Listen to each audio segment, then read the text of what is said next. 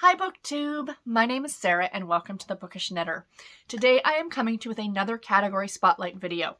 So this is episode number 3 and these are going to be on the Dare books. So essentially you guys asked for these. You guys said never too many videos. A lot of you said that in the comments on my last one. So I'm just going to continue doing these because I love doing them and it's a great way for me to slowly be able to show you guys all the stuff on my shelves very slowly. I feel like I could do a video a week for years and years and never get through all the books on my shelves because I'm constantly adding new ones as well, right? So that's a thing. But anyway, so I am breaking these up by imprint, so it just makes it a little bit easier for me. So these are on the Dare books. So yeah, this is exciting, you guys. This line was never, at the beginning when this line first came out, I wasn't a huge fan because I found these to be very, very dark. I know that originally they were being labeled as what was going to replace the Blaze line. And if you watched my last category spotlight video, I raved about the Blaze line. It was, still is my favorite and I'm so sad it's gone.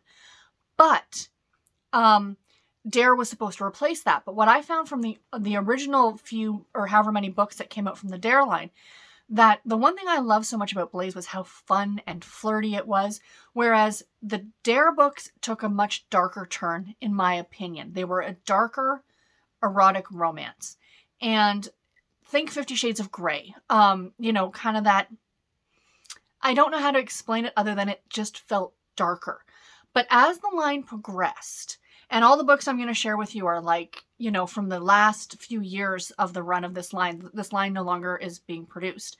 But the later books took on a bit more of a flirty, fun tone in some of them. Some of them were still like, and when I say dark, I mean more like motorcycle club kind of thing. Again, 50 Shades of Grey. They weren't just more the fun, flirty books that I really loved from reading the Blaze books. So I have 5 books that I'm going to share with you guys here, and I actually, you guys, have physical copies. Those of you who are in North America might be surprised by this because these books were not sold. You could not buy these physically anywhere. Like you couldn't get them you couldn't get them in your big box stores. You couldn't get them even on the Harlequin website. They were only available digitally in North America. In the UK, however, they were available as bind-ups. So you got like a 2-in-1, right? So again, no longer being published. This line's been gone for a little over a year now, but I'm sure you can still hunt them out. And these are all going to be available digitally. So if you want, go right on to Amazon or whatever and pick up a copy of any of these. So the first book I'm going to start off with is the first one that I read. So I read, I think, the 3rd book in the series, and I was like, yeah, okay, this is fine. It is what it is. But again, it had that darker tone that I didn't absolutely love. Then I tried another one because I was familiar with this author, and this one I really enjoyed. So we have Her Guilty Secret by Clare Connelly. So again, I have physical editions because I was an extremely lucky girl, and when Brie and I did the Categorically Romance podcast, one of the editors at Harlequin downtown Toronto got in touch with Brie and I guess she was cleaning out her office, and they had a ton of these. These were for promotional purposes because there's no ISBN number. There is nothing, no price, no nothing on these.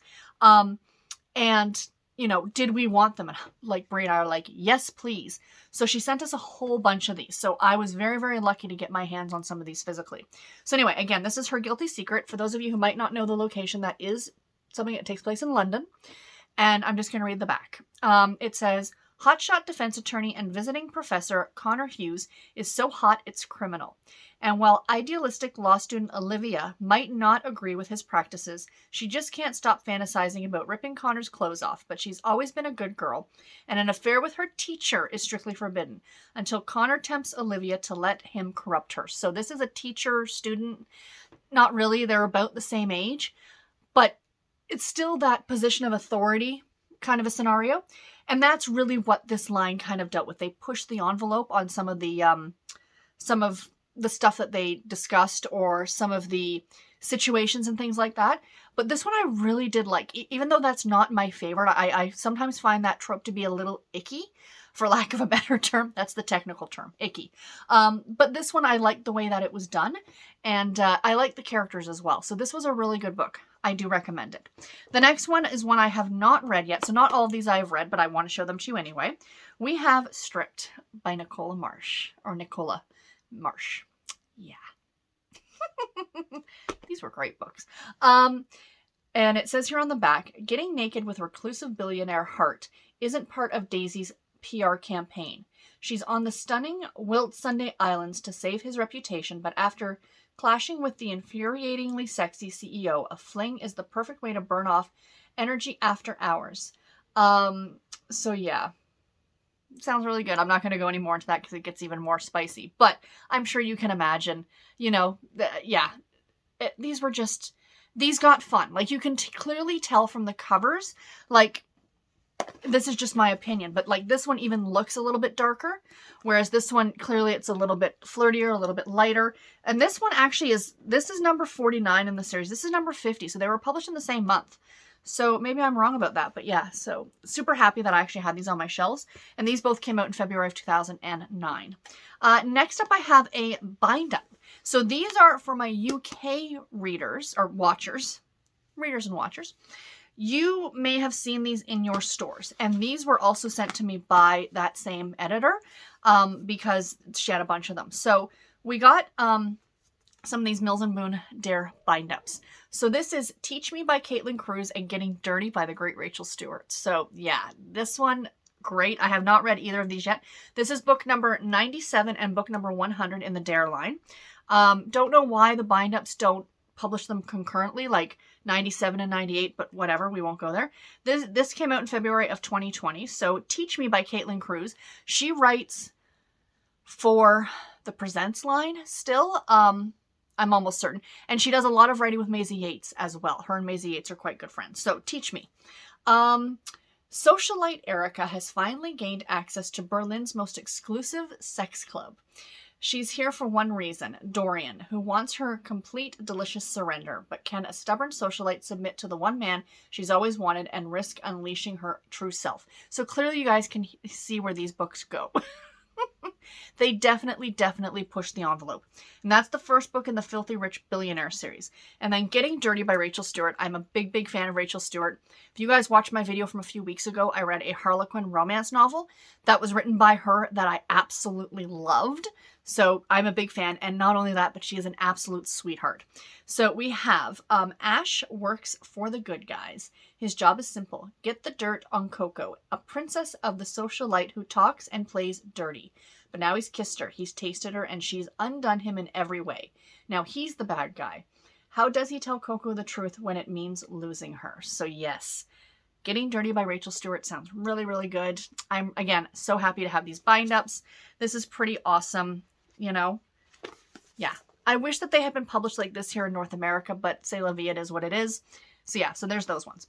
And then the last book that I want to share with you in this video is one that I read last year that I absolutely loved.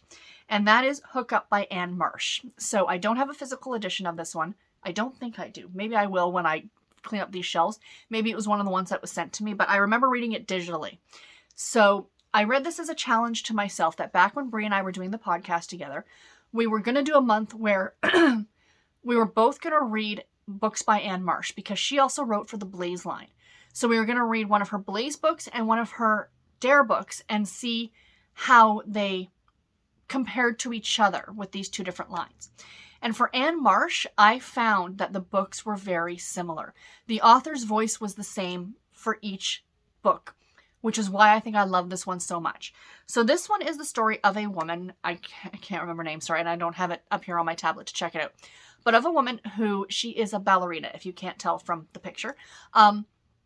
And she has an ex-boyfriend who took a video of them in a very compromising position and posted it to this website. So she's a little annoyed because she's got this like whole online persona. She's a ballerina and she's like, does PR for all these very wholesome type companies. Now all of a sudden there's a sex tape essentially.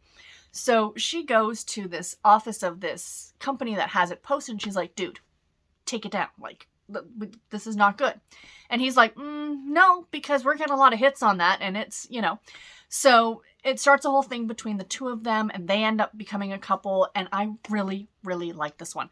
I found this one so much fun. And even though this was, this would be considered to be, because this entire line is considered to be erotic, essentially.